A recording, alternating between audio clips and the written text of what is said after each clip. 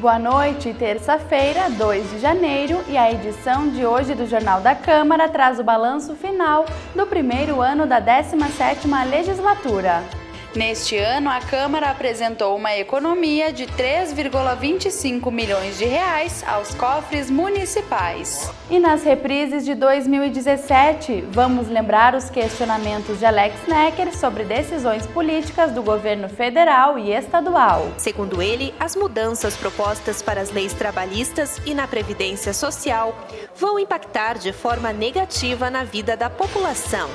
E ainda, modernização do Código Municipal do Consumidor foi pauta de grupo de trabalho da Câmara. Esse código foi elaborado e colocado em prática em 2009. Nós tivemos 8 anos e nesse tempo a própria Câmara de Vereadores aprovou outras legislações protetivas ao cidadão.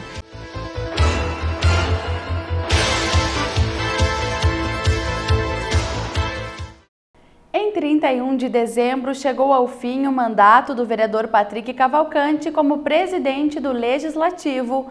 Mas antes da despedida, ele apresentou um balanço do primeiro ano da 17ª legislatura. A aproximação com a comunidade era uma das metas para este ano.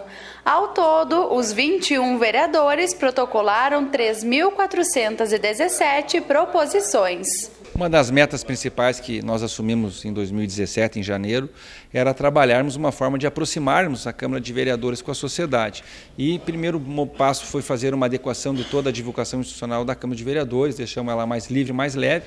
E o segundo ponto, então, foi participar das reuniões em bairros e também das entidades de classe. Conseguimos fazer essa descentralização e, mais do que isso, trazer as entidades de classe para dentro da Câmara de Vereadores. Então, nós tivemos êxito, os números mostram que realmente foram positivos comparados com 2016 e 2013, que é o primeiro ano da legislatura passada. Nós tivemos o dobro de 2016, mais do que o dobro de 2016. Isso mostra que trabalhamos com muito afinco. Nós tivemos aqui na casa 31 projetos que vieram do Executivo.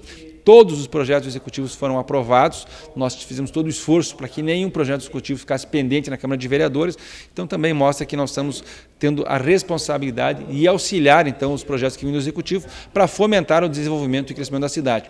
Eu sempre friso que o Executivo é importante para a cidade, ele que faz o primeiro encaminhamento, mas na Câmara de Vereadores, que é uma casa política, ampliando o debate, conseguimos fazer a aprovação de projetos de incentivos fiscais a diversas empresas, lembrando aqui a BS Bios e a Italac, que também geraram e vão gerar aí muitos empregos e também uma receita positiva aí nos próximos anos para Passo Fundo. A responsabilidade com o dinheiro público também foi apontada pelo então presidente. Neste ano, a Câmara apresentou uma economia de 3,25 milhões de reais aos cofres municipais. No momento que o país vive uma recessão, uma crise, onde nós iniciamos um mandato olhando que todas as prefeituras e câmaras de vereadores de todo o Brasil trabalhavam uma questão de diminuição dos seus gastos e recursos, e a Câmara de Passo Fundo sempre trabalhou com muito zelo, com muito cuidado. Nós nos reunimos com o nosso financeiro da casa aqui e dissemos, olha, já vamos fazer um planejamento para até o final do ano. Quanto que eu preciso para poder usufruir e pagar aqui toda a estrutura da Câmara de Vereadores, fornecedores, vereadores, servidores de quadros e CCs e os contratos que a Câmara tem. Foi repassado o valor, fizemos a estimativa e, se vocês lembrarem, nas primeiras manifestações que fiz lá em janeiro, nós falamos que nós íamos fazer uma economia de torno de 2,5 milhões. Eu já trabalhava com números, eu falava, olha, 2,5 milhões. Conseguimos mais do que isso. Lembrando que no ano de 2016 a economia foi de 1,6 milhões, mas o orçamento era menor. O orçamento era de 16 milhões, e o nosso agora é 18 milhões, 18,25 milhões, em função do aumento também que houve a arrecadação do município, onde o município tem a obrigação de mandar para a Câmara de Vereadores 6% do orçamento. Nós tivemos uma economia, comparado ao orçamento real nosso, de 17,70%. Então, uma economia menor até do que o 2016. Esta legislatura também realizou conquistas históricas para a Câmara de Vereadores. O ex-presidente relembrou algumas.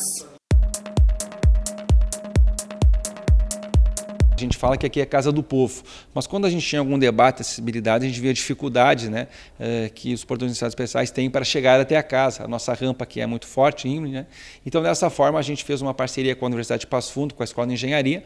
Nós fizemos a instalação dos pisos táteis, e também as plaquinhas em braille. e o projeto já está montado para 2018, onde será feita uma remodelação da nossa rampa, de uma parte só da rampa, quase 2 metros da rampa será remodelada, dando acessibilidade a cadeirantes e também idosos. Além da transparência, também uma economia, que tu já começa a não usar tanto, né, material de papel, né, material de expediente ou folhas de ofício, trazendo uma economia também, e além de um fácil acesso, principalmente com a imprensa, que busca todas as informações para acompanhar aqui o trabalho do Legislativo. Não posso dizer que foi só a Câmara de Vereadores. A Câmara teve um papel importante, não medimos esforços para que a Comissão Especial pudesse tratar e caminhar nessa questão, mas sim todas as entidades de classe e o Executivo foram importantes nesse debate, que culminou então em um resultado positivo para Passo Fundo, que clamava há muitos anos pela essa ampliação do nosso aeroporto. E agora há pouco aconteceu a posse dos integrantes da mesa diretora de 2018. Neste ano, o Legislativo terá o vereador Pedro Danelli como presidente e Roberto Gabriel Tozon como vice. Também integram o grupo os vereadores Leandro Rosso, Rafael Colucci, Renato Checker e Rudimar dos Santos. Amanhã, no Jornal da Câmara, você acompanha todos os detalhes desta cerimônia. E durante o período de recesso parlamentar, a TV Câmara resgata reportagens que marcaram 2017. Agora vamos lembrar o primeiro grande expediente de fevereiro. O vereador Alex Necker foi quem ocupou a tribuna. O vereador Alex Necker destacou algumas medidas dos governos federal e estadual. Segundo ele, as mudanças propostas para as leis trabalhistas e na Previdência Social vão impactar de forma negativa na vida da população. A reforma da Previdência, da forma como ela está sendo pensada, ela ruma para uma total e inédita possibilidade de ninguém mais se aposentar nesse país. O trabalhador não vai se aposentar. Principalmente aquelas categorias de trabalhadores que são a mão de obra mais braçal, as categorias que mais precisam de atenção. O sistema previdenciário, ele é um sistema que é sociável, que ele é compartilhado por todos, ele funciona nesse tipo de regime, que alguns contribuem para que outros possam se aposentar de forma solidária. E da forma como ela está sendo pensada, ela vai acabar com a aposentadoria. Vão ser raríssimas as pessoas que irão conseguir se aposentar com as novas regras. Segundo, no que diz respeito à reforma trabalhista, em especial a situação da retirada de garantia do emprego, com o discurso de que essa mudança vai gerar mais emprego. Muito pelo contrário, não existe nenhum estudo por parte apresentado pelo governo e nem pelos defensores dessas mudanças que garanta isso. Ao invés disso, existem os mais variados estudos feitos tanto por universidades como por instituições ligadas ao movimento sindical que demonstram exatamente o contrário. Se hoje somos 12 milhões de desempregados, 12 milhões de brasileiros e brasileiras que não têm emprego, com as mudanças propaladas por esse governo, a tendência é que o desemprego aumente. E isso não interessa para a sociedade brasileira e não interessa para quem está nos ouvindo e nos acompanhando. Então, é por isso que nós estamos cada vez mais denunciando o caráter golpista dessas medidas e o caráter de retirada de direitos para a maioria da população brasileira em detrimento do favorecimento do capital especulativo. Sobre a temática estadual, o orador do grande expediente criticou a concessão de trechos das rodovias à iniciativa privada. O vereador disse que antes da decisão, o assunto deveria ser tratado junto à sociedade. A concessão passada dos pedágios, que terminou há bem pouco tempo, não mais que um ano e meio, 2 anos no máximo, ela foi uma concessão que foi feita por 20 anos. As operadoras receberam as rodovias em perfeitas condições, todas perfeitas, com compromissos que nunca cumpriram. Ou seja, exploraram o pedágio por mais de 20 anos, não cumpriram com aquilo que estava previsto no contrato e quando se retiraram, deixaram a malha rodoviária que parecia um queijo suíço. Agora o governo do estado, a União, recuperou um conjunto dessas rodovias. Um exemplo dessas é a BR-386, que inclusive tem uma parte já duplicada, que foi duplicada em virtude das obras preparatórias para a Copa do Mundo. Então agora o governo federal apresenta um novo projeto de concessão de rodovias federais, inclui a BR-386, já diz que terá 4 ou 5 praças de pedágio até chegada a Porto Alegre, e nós, que somos uma das principais regiões do estado do Rio Grande do Sul, uma das principais cidades do estado do Rio Grande do Sul, sequer sabemos efetivamente o que vai ser apresentado. Qual o custo desse pedágio? Quais são os compromissos que as concessionárias vão ter que assumir? Vai ter duplicação integral da BR-386? Vai acabar com esse fluxo, que é um fluxo considerável rumo a Porto Alegre, e com a insegurança que o motorista vai para a estrada em virtude das pistas simples?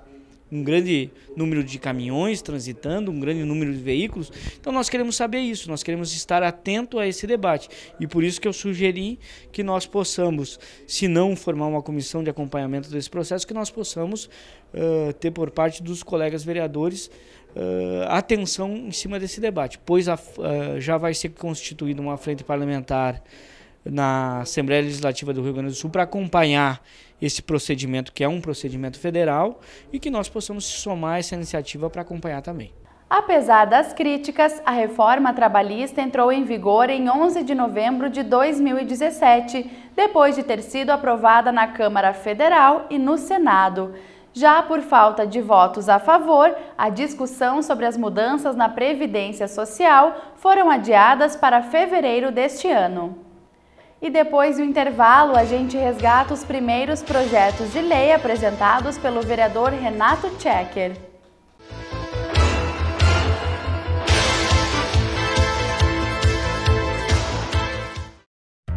A Câmara de Vereadores está com você.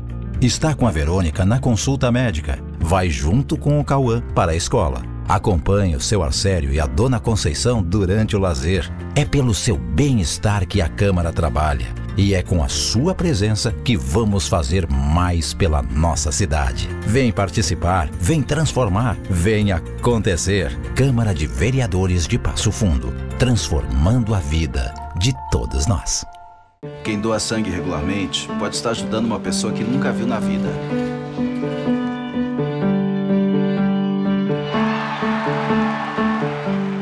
Ou alguém que acabou de começar a viver.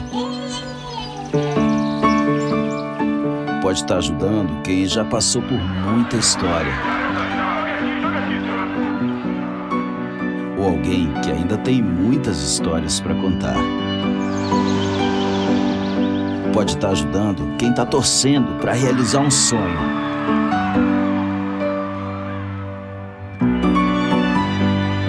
Ou alguém que está torcendo para ser ajudado.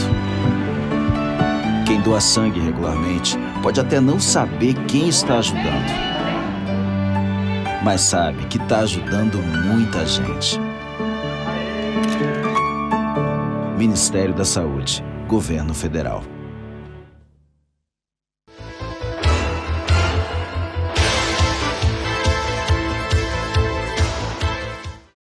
O novo salário mínimo começou a valer nesta semana. Com um aumento de R$ 17, o valor ficou fixado em R$ 954. Este é o menor reajuste em 24 anos, o que para o governo deve gerar uma economia de mais de R$ 3 bilhões. Em fevereiro de 2017, o vereador Renato Checker protocolou 2 matérias. Na primeira, ele buscava assegurar direitos aos doadores de sangue. Reveja. Conforme o parlamentar, alguns benefícios incentivariam a população a fazer mais doações. Ele destaca que o gesto pode salvar muitas vidas, mas ainda é preciso conscientizar as pessoas sobre a importância e a necessidade desta ação. Não podemos deixar que falte sangue nos nossos bancos de sangue na nossa cidade. Que a gente vê que o certo seria assim 5% de pessoas doando e a gente não consegue atingir nem os 2%. Então, se falta sangue, morre gente precisando de sangue, infelizmente. Então a gente está fazendo assim um projeto que dê mais incentivo para que as pessoas consigam ir com mais frequência doar sangue, mais pessoas que façam esse ato de bondade, né? Porque é ruim você saber que numa cidade que nem Passo Fundo, que atende gente não só da cidade, mas em praticamente de todo o Rio Grande do Sul aí, falte o sangue. Então, a gente está oferecendo algumas vantagens nesse projeto de lei, né, que as pessoas consigam, então, ir com mais facilidade, né, assim, vendo que tem uma vantagemzinha para que não continue essa falta de sangue nos bancos de sangue na nossa cidade. O segundo projeto de lei do vereador, que começou a tramitar no Legislativo, dispõe sobre a obrigatoriedade de Wi-Fi em transportes coletivos.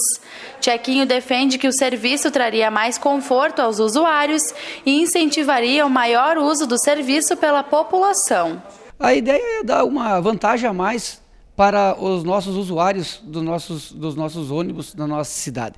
E o Wi-Fi não é nada a mais do que muita cidade aí já oferece esses serviços aí para os clientes, para quem ocupa os ônibus coletivos na nossa cidade. E é um incentivo a mais para que as pessoas, então, usem mais, deixem os seus carros em casa e usem mais os coletivos urbanos. Então, eu não vejo muita coisa em oferecer, então, esse serviço para os nossos usuários, para ter o Wi-Fi, para ter a internet dentro dos ônibus, que hoje em dia é tão comum, né? Então, não podemos deixar essas pessoas sem a internet. Então, dentro do ônibus, eu acho que seria o lugar tranquilo para que as empresas oferecessem esses serviços aí para os clientes, para os usuários de ônibus.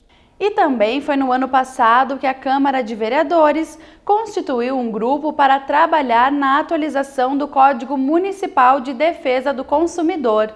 Na época, a decisão foi tomada por integrantes da Comissão de Constituição e Justiça.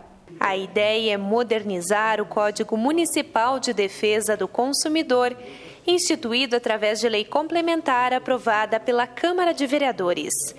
Desde 2009, o regulamento ajuda a mediar os conflitos decorrentes das relações locais de consumo.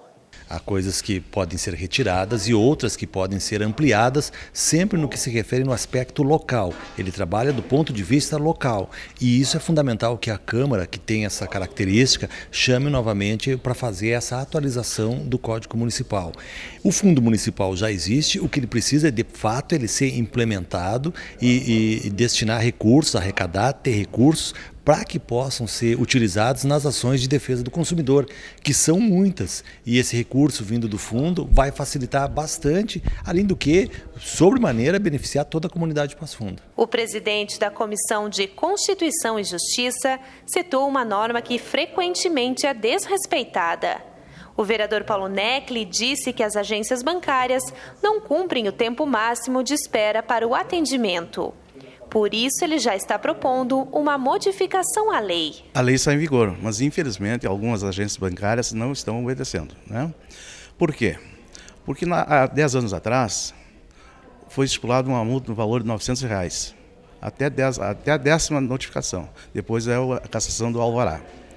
Mas para eles hoje, R$900 é nada, né? Então nós estamos modificando a atual lei. Estamos fazendo nova minuta, né? Para que, primeira notificação, R$5.000, segunda, 10, terceira, 15. Vai ser gradativamente 5.000 até a cassação do alvará. O que a atual lei diz? Em dias de semana, todo e qualquer cliente, em qualquer agência bancária, tem que ser atendido dentro de 20 minutos. Algumas agências não estão obedecendo. Em véspera de feriado e primeiro dia útil após o feriado, até 30 minutos. Algumas agências não estão obedecendo. Então, eu acho que nós temos que ir direto no bolso do banco. Não adianta. É a única maneira deles obedecerem a lei que existe em Passo Fundo e é para o bem da comunidade. O grupo de trabalho vai contar com a participação de parlamentares, entidades e instituições de ensino. Como a legislação é extensa, a atualização do texto será minuciosa. Passo Fundo já se destaca em nível nacional por ser a primeira cidade a idealizar, formalizar e ter o seu Código Municipal de Defesa do Consumidor. Esse código foi elaborado e colocado em prática em 2009. Nós tivemos 8 anos e nesse tempo a própria Câmara de Vereadores aprovou outras legislações protetivas ao cidadão, e claro que essa atualização, essa revisão, ela é sempre bem-vinda. Então esse grupo de trabalho que vai contar não apenas com a Câmara, Prefeitura Municipal, PROCON, terá participação de entidades acadêmicas, como é a Universidade de Passo Fundo, que já coordena o projeto Balcão do Consumidor há aproximadamente 10 anos. Nós teremos também a participação da IMED, OAB, Defensoria Pública, todas essas entidades que ajudaram lá no passado, em 2008, 2009, a formalizar o atual código. Então, é sempre importante a gente estar repensando, replanejando, reorganizando essas legislações, porque o fim e o interesse maior é a proteção ao consumidor, é a proteção ao cidadão, e essa casa tem feito isso ao longo da sua história muito bem. Então, é mais um passo que a gente vai estar oportunizando, é mais um passo que nós estaremos dando em defesa da cidadania. Além do código, o grupo deve cobrar do poder público maior fiscalização em estabelecimentos e no comércio informal. Existem leis muito boas, mas elas precisam de fiscalização. Se não tiver fiscalização, ela acaba caindo no esquecimento.